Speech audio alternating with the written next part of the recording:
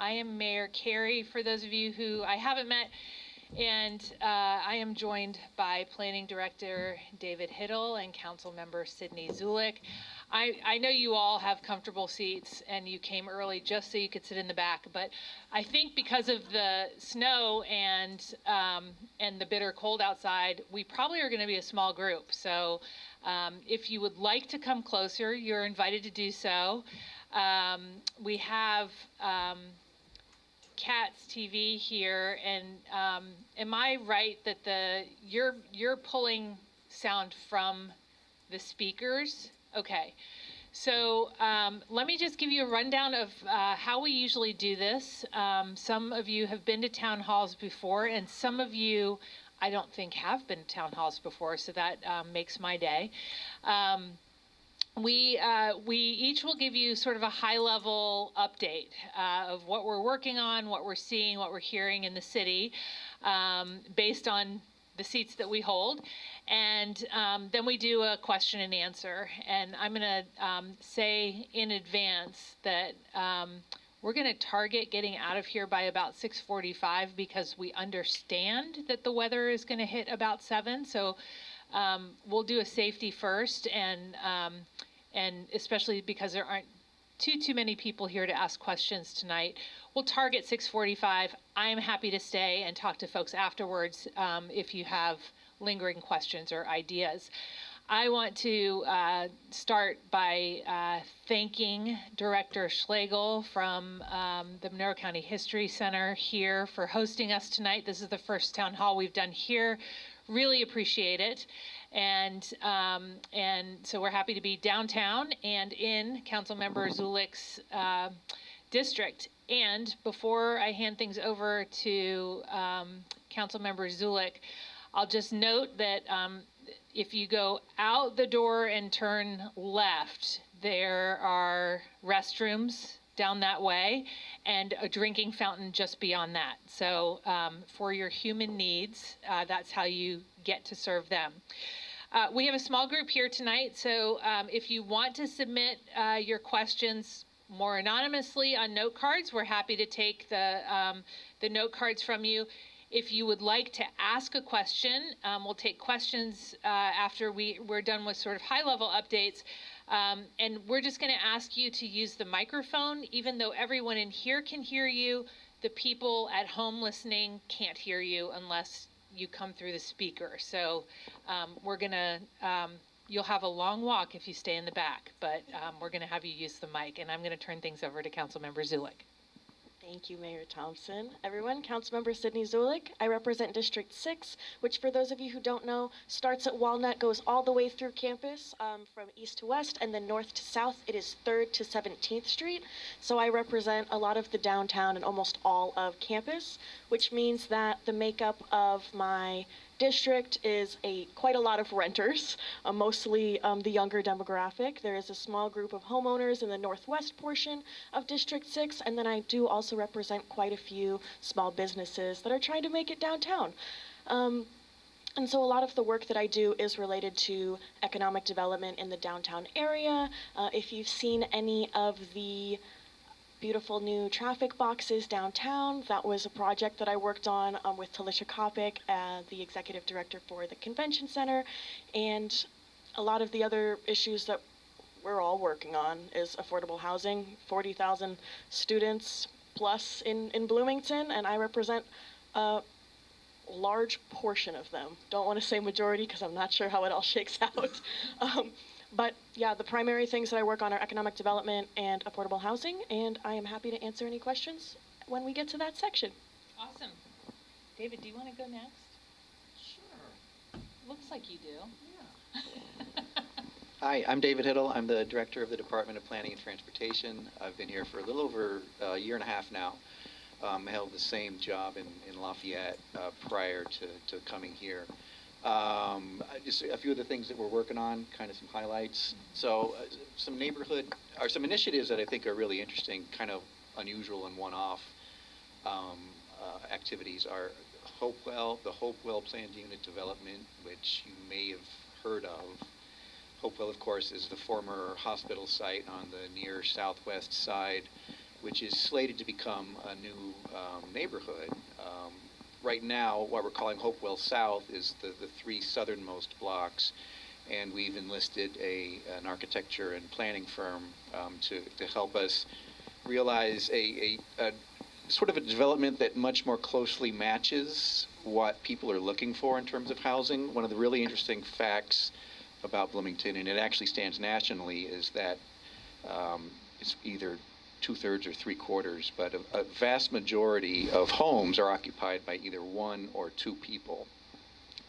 Vast majority of houses that are built in Bloomington, as is the case elsewhere, are more along the lines of the 3-bedroom, 2-bathroom variety. So there's a lot of instances where you have a lot of house and not many people living in them. So there's a real sort of a break between reality and what's desired or what's needed by people. So in Hopewell, we're going to be concentrating on much smaller houses on much smaller lots, built to accommodate, today's family unit, if you will.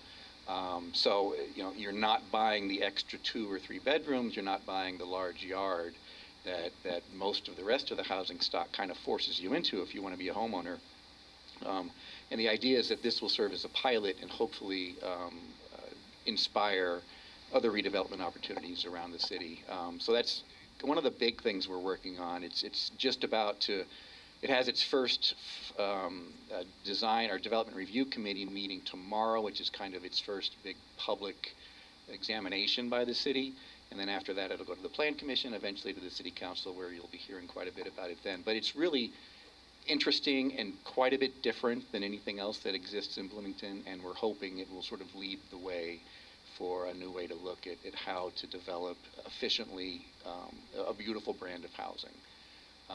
So that's one of the things that we're working on. I think probably some of your questions will lead to some of the other things we're working on. But Awesome. So I'm Mayor Carey, and I am so excited about Hopewell. David gave you a great overview. I think one of the most exciting things about Hopewell is that we really believe we really are targeting trying to get these homes to be attainable for our young professionals, which we're trying to keep in town. And that is, both Councilmember Zulik and I have focused on economic development. We really have a missing segment of our population, and those are the young professionals who they'll stay maybe for a couple years after they get out of IU, but then if we haven't kept them then, we can only hope to get them as bloomerangs, usually after they've raised a family. And so what we really want is to keep them. And to make sure that there is opportunity and potential here for them, not only to be housed, there's a place that they can afford to live, and a place, hopefully, that is a neighborhood that really calls them into belonging, and it's a cool place to be, right on the Beeline and walking distance to all of the downtown things, and an asset like a grocery store right across the trail. But also just really cultivate a culture of belonging there. And so Hopewell's not exclusively for young professionals. We just want to make sure it's attainable for them. And on the other side of that, we're working on jobs and how to grow our economic picture so that our wages also grow in Bloomington. Because of course there are two sides of affordability. One is how much your housing costs, right? And the other is how much do you make in order to be able to afford that. And so we're really working on both ends of that. And a lot of my focus as mayor is on those two areas, on housing and on economic development.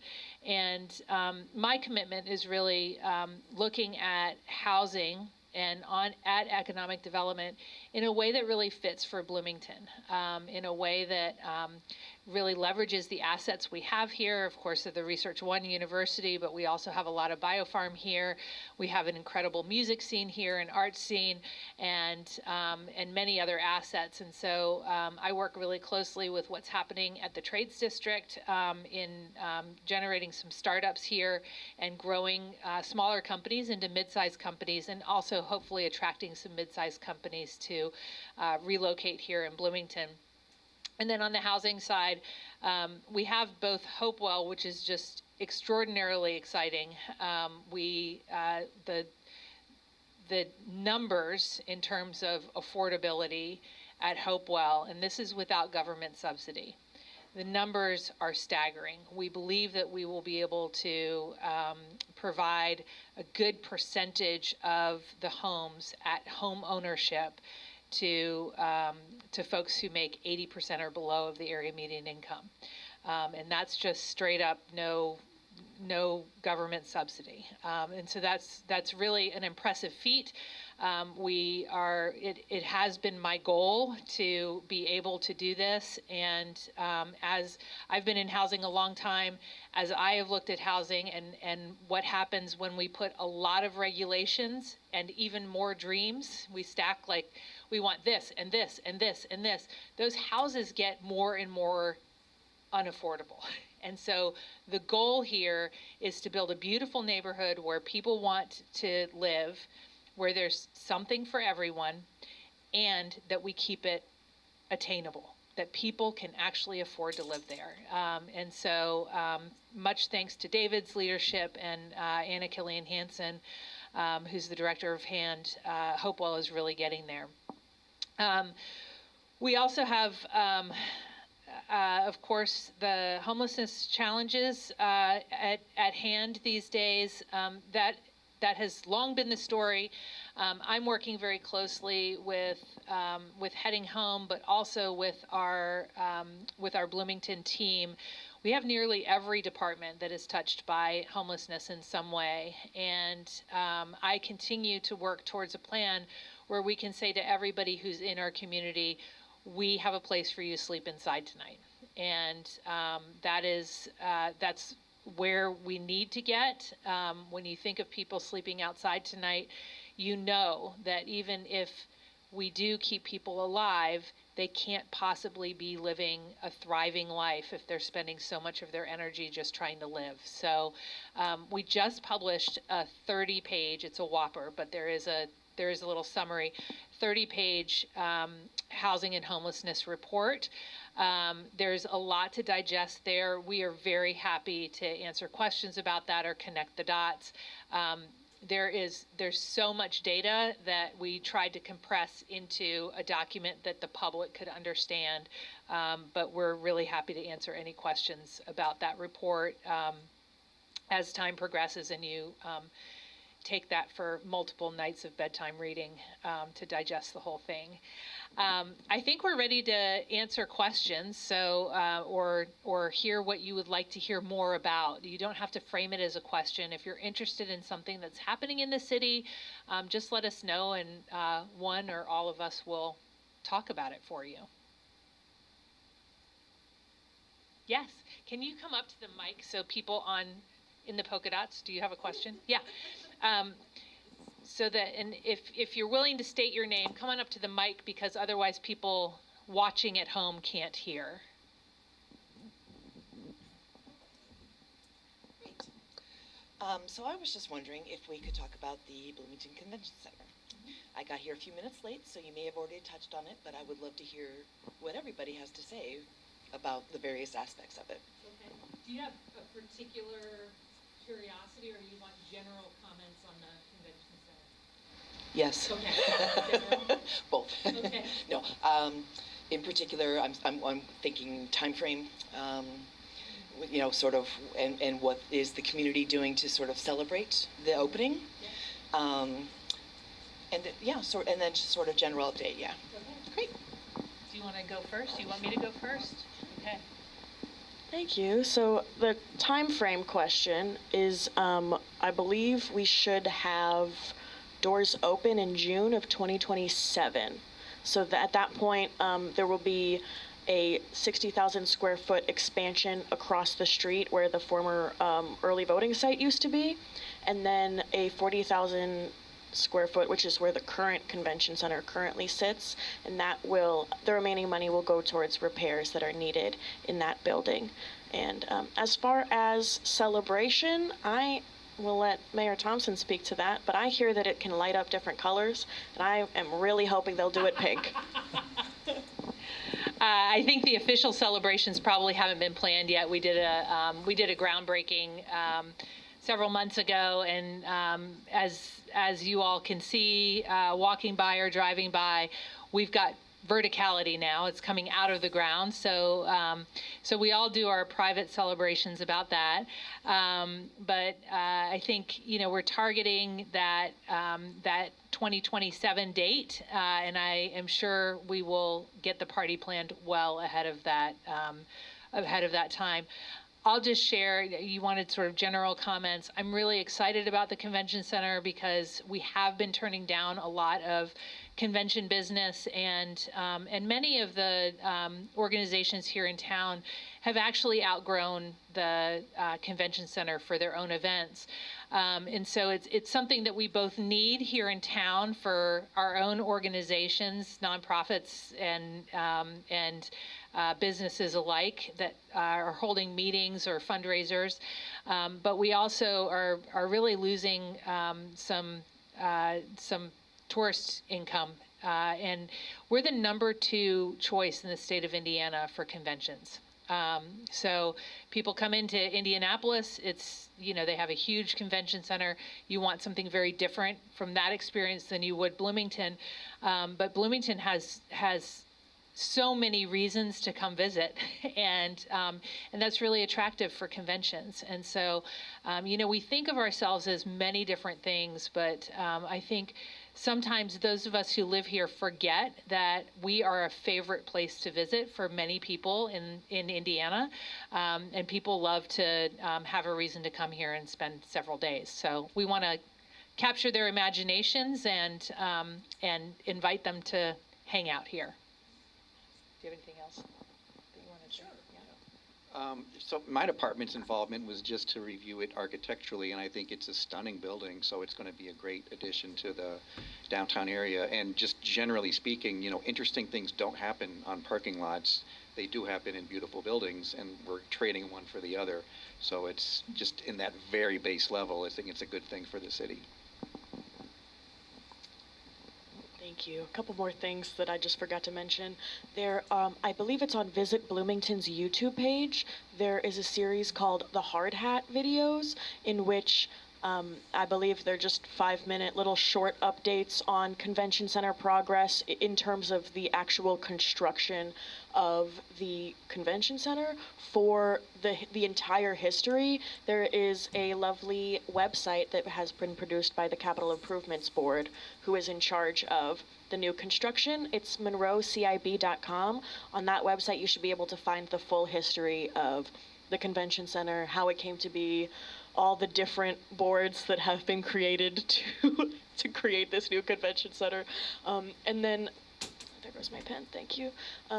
There is also a 1% that is dedicated to the public arts that comes from the fund for the convention center. It's about $500,000, and what that means is, I think a lot of people think that it's for art inside the convention center. The requirement for public art is that it actually has to have some way that anyone can interact with it, not just people who are going inside of the convention center. So I believe they're in the process of going through the applications for artists who may be the one to bring this beautiful building to life.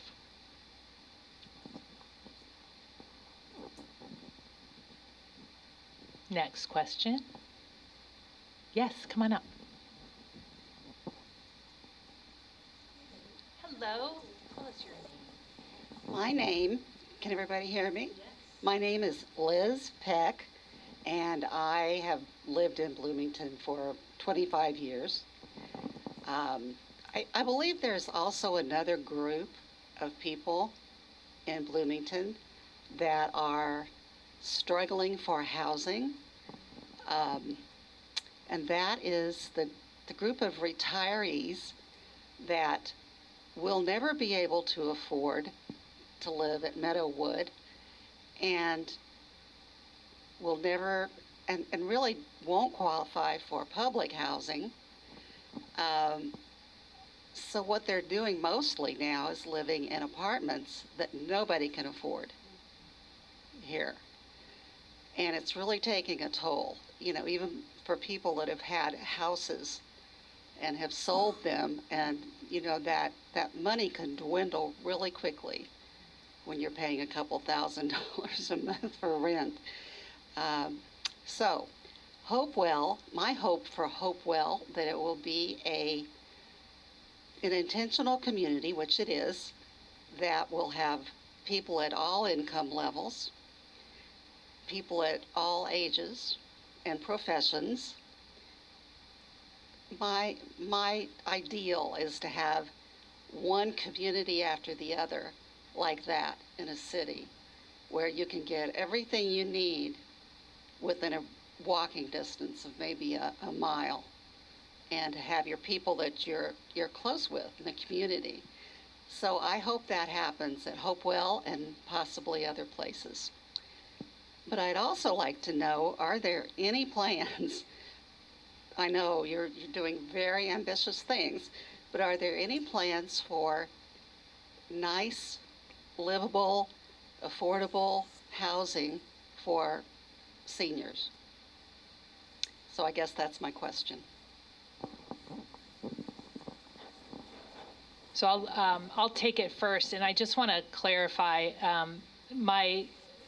from what you said. I think you're not asking for assisted living kind of affordable housing. You are talking about independent living. Yeah. So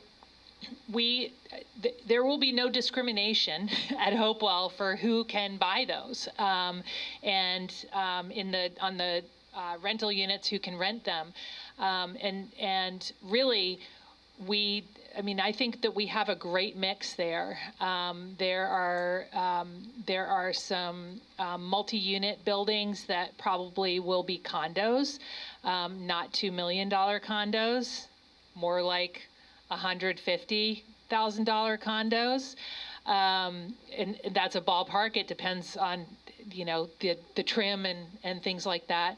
The anticipated construction cost on the smallest owner-occupied home, which is very modest-sized house, the anticipated construction cost, last I heard, and David can correct me, is $125,000.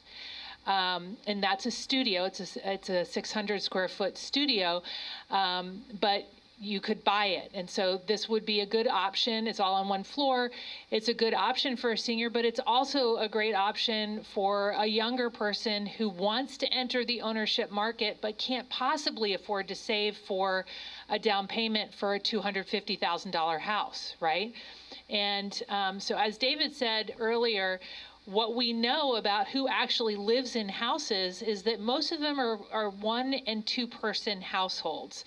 But we really don't have anything on the market that is speaking to that size household.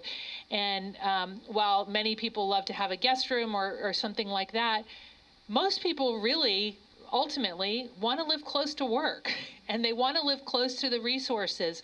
And so building a more modest-sized home that people can actually get into and stay in is more of our goal. So that's been the target at Hopewell. I think we probably will attract a lot of seniors there. I hope we also attract a lot of young professionals, and that it's a place that everybody in between gets to live too.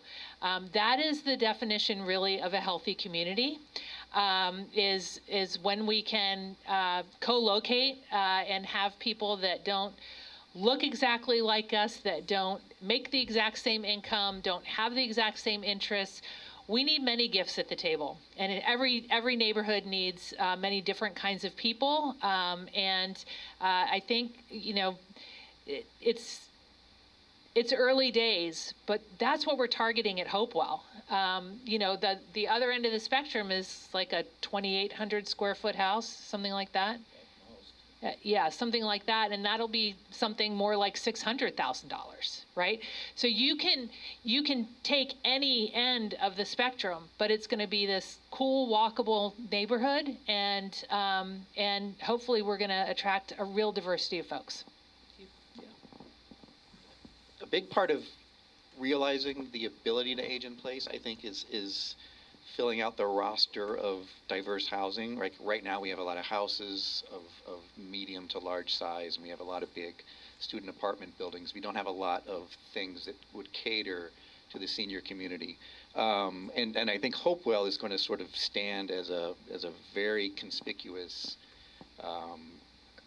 pilot project, but I think it's really going to be extremely popular, and we're going to see types of housing that hadn't really been built in Bloomington since, almost 100 years ago. We're going to make it easier to build smaller houses on a smaller lot. Seniors don't necessarily need a lot of house. They definitely don't need a lot of yard. Traditionally, zoning ordinances require, the minimum square footage for homes and then a minimum size for a yard, depending on your zoning district. But it's just really a lot of superfluous area that's just not efficiently used, so we can make better efficient use of the land in the city. It's infill development. Every little thing we can do to maximize efficiency, make ADUs, accessory dwelling units, more easy to build, either as standalone structures or attached to existing dwellings. There's a lot. Bloomington doesn't have a lot of room to build new and more subdivisions. We've been doing that now for 60 years, and we've kind of filled it all, with the exception of Hopewell and Summit and a couple other places. But there is a lot of opportunity to just find small pieces, side yards, large yards that the owner is interested in subdividing. Make it easier to develop new, or to create new buildable area. And then using, obviously you're in the city, so the pipes are there, the services are there, the streets are there, you're not building any new infrastructure. So it's really an economical way to try to expand your housing roster. But we are seeing, for seniors for sure, smaller is better, but smaller is not what always gets built. So we want to make that as easy as possible.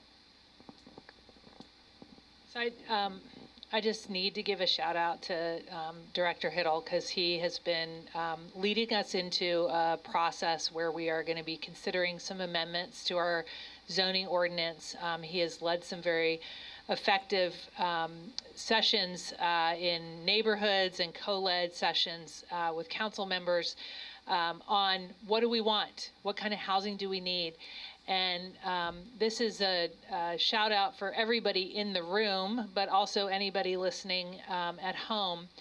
If you have thoughts on how we can do housing better, especially if you're advocating for more modest size lots, more modest size places that you can own or rent in an affordable way, even after Hopewell passes through the ordinance process, we'll still be talking about zoning. And it's really important that we have your voices at the table, because we need all kinds of voices at the table. And frequently what happens is only the people who are really upset about something come. And so we're working really hard to co-create the best solutions we can for residential zoning in our community. And David takes his work really seriously, of listening and really discerning what sounds like options that people need and will fit well with the bulk of the fabric in our community. I know meetings can be long.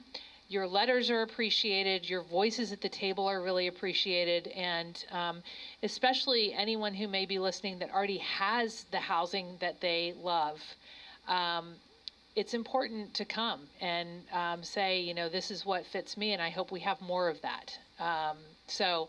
This is just a general shout out to stay involved. You came to a town hall. We're really grateful to have you here. And we need voices advocating for all kinds of different housing. Do you want to add anything? Thank you. I think they really got it covered on the policy side. But I do just want to speak to what Liz said about having a neighborhood that is full of people of different socioeconomic backgrounds, but also ages. I'm 23. I am a young professional, and I love living in Bloomington. But one of the reasons I love living in Bloomington is because of all of the intergenerational connections that I've been able to form. And I really think that that was one of the main things that made me sit back and say, you know what, Bloomington is home. And it wasn't because I had a bunch of friends also in a transient portion of our lives where it does feel very out of stasis. And so to have formed all of these intergenerational connections with millennials and Gen X and boomers and the silent generation, like that has really been what formed my roots here. And so I think that the more that we can bring young professionals with other generations in the same neighborhoods, the better we can really build that community that we're looking to build. So thank you for bringing that up. Who else wants to turn at the mic? Steve, come on up. You've been working all day? Sat there so long, all day. It looked like it. I didn't dress up like this to the freshman. Okay, my question is, you said something, somebody said something earlier about buying a house in Hopewell. So I'm wondering how that's going to work. If I was going to buy a house in Hopewell, would I be buying it from the city? Would I be buying it from the contractor that builds it? Or would I be buying it from some development company that will work with contractors? That make sense? Because I haven't heard anything about that. I don't listen to that. You haven't heard anything about it because we haven't worked out those details yet. But the concept at Hopewell is that we will be training a group of builders to build in this way with these set plans. So we'll be approving a set of plans that go with Hopewell, and so the way construction usually works is the builder builds the house and you buy it from them. Sometimes that's like a spec house. Sometimes you buy the lot and engage a builder, you take out a construction loan. So I think there's a lot of possibilities. I think we still have to work on what's going to work best, so that we, can market the lots and get them to the people that need them. We're also going to have a financing training for people who are bankers and how these loans might need to work, and any creativity to make sure we make them as accessible as possible to folks. So we'll take input about what works best if you're interested. Yeah, you can come on up. Nobody else is rushing for the microphone. Well, it's just that it's the same topic. Whoops. So I just wanted to know, I've been a long time patient at Centerstone, and nobody there seems to kind of have any idea of what all of Hopewell is going to mean on Centerstone. Are they going to stay there? Are they relocating? So yeah, I don't know if you all have any input on that or any thoughts about that. Yes. My understanding is that I won't speak for Centerstone, but that's Centerstone's lot. So my understanding is that that's their lot and that they are staying, but they haven't told us anything else. And so we anticipate that service will remain where it is. Yeah. Daniel. Thanks, ladies. So on that, and it might have been related to the other questions, so the details may not be worked out, but what I've seen a lot and heard from people is developers out of town, out of state, will buy up some cheap housing and either turn it over into rentals, or they'll tear down sections and rebuild on. Obviously, Hopewell's going to be super new, so that won't happen. But is there going to be any guidelines, or I don't know if it's even legally possible, and I get that, but I'm just curious what would keep someone from coming in and buying a bunch of only $125,000. Some of those developers can buy dozens of those at a time when they can buy much larger, a lot of other houses in downtown. So I was just curious, and I don't know if that's even been discussed or developed yet, so. Yeah, so we're working on some different tools to make sure, the intent of Hopewell is not that we have folks buying houses to come in for a few football weekends or to invest and make money off of them. The intent of Hopewell is to provide housing for people who work here or have lived here long term. I'm not discriminating against folks that are happily retired, but we want the longtime residents to have a place that they can attainably have for a long time, and that lives like a neighborhood, an active neighborhood that has neighbors that actually live there. So we're working on a few different tools to make sure that happens. Nothing's ever foolproof, I'm sure, but we definitely have our eyes on that, and this is not a development that we want to be investment property.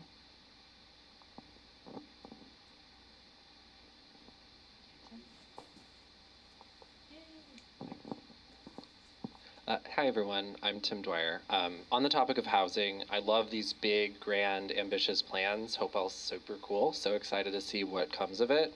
But what is the city doing to promote like infill development, especially on like parking lots or underutilized lots throughout the city?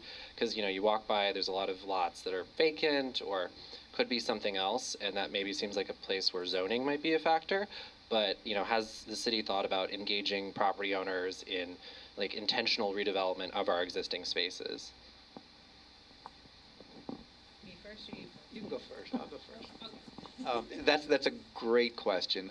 Sort of on a macro scale, I mean, there are seas of parking that are never used in some of our big box areas, and it's probably a longer term deal, but I think that those really represent great potential as far as new housing development.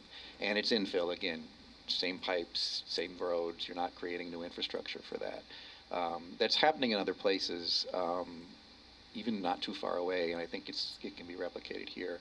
On a more sort of finer grained scale, we want to be able to allow people, again, to be able to accomplish lot splits, hopefully perhaps administratively, without having to go through long processes, and turn large lots that perhaps have one house on it into a series of smaller lots that might have several houses on them. I think that as far as targeting properties that are underutilized, I don't know that we have initiatives in place for that. I do know that the city has looked at sort of examining its roster of holdings, real estate holdings, and considering what could be put to use for housing. It's not something we've done yet, but it's definitely something on the horizon. But yeah, a big focus is that opportunity for finer grained, wiser use of land. So you're barking up the right tree. So two things. I used to be part of my job to scout out these lots that we might put a house on for habitat. And so I can tell you they're few and far between that are underutilized and somebody's open to talking about it. I really spent a good deal of my life knocking on doors and calling, going down to the courthouse and figuring out who really owns this and calling folks out of town saying, this abandoned property could be cleaned up and we'll buy it. So I know that work has been being done, and so and there are various reasons people may not want something on their lot, but that doesn't mean somebody couldn't take it up as a project again, or still. And I don't know, for instance, if Habitat has a recent inventory of all the infill lots that might be available. But on that note, I think one of the things I'm really excited about the whole process with Hopewell is that once we get these plans approved, our intent is to fast track them for approval throughout the city. They're houses that have been designed with Bloomington's sort of architecture in mind. There will be some very modest size as well as other, we are aware that the faster you can get through the permitting process, frequently, the more affordable your house can be. It's not a direct correlation, but a long planning process does usually add expense. So we're hopeful that we're helping with these plans for Hopewell and these lot split possibilities. I think will really benefit folks. One of the things I want to make sure people understand is that what we're hearing from folks is that people have considered building ADUs so that they can rent an ADU to another household. And because they're all on the same lot, you have to remortgage your whole house unless you have cash to pay for it. But if you could get a lot split for that ADU, then you could get a mortgage just for that ADU. And so folks who may be aging in place and want a little extra income, or they have a child in town who's not a child anymore, and they want to live in an ADU on that property, or we want to have a young professional. Those aren't being built for a number of reasons, but one of them is because the financing is really tricky. And if you don't have a standalone lot, you can't get a standalone mortgage.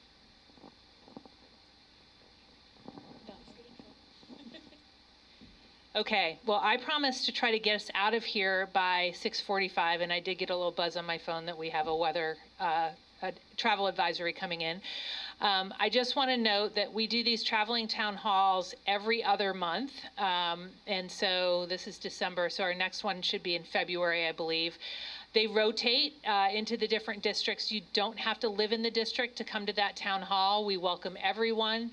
I also have traveling office hours in the months that I don't have a town hall. And so you're welcome to come if you have a topic that you don't want to talk about in a public meeting and you need a full focus of the mayor one-on-one.